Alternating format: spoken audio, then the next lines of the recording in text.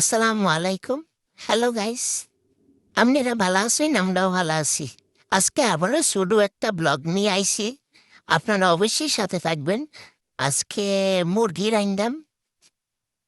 পাশে থাকেন। দেখেন একের পর এক সব মশলা দিছি।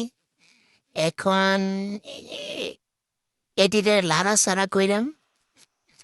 তারপরে লাড়াচাড়া কইরা একটু সামান্য পানি দিয়ে দেন। তারপরে পানি দিয়ে আবারও এটারে লাড়াচাড়া কইরাম।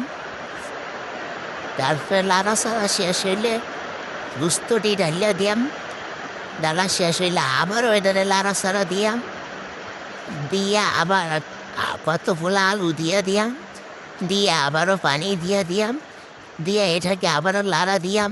লাড়া দিয়া এবার এটাকে একটু বসায় দিয়াম।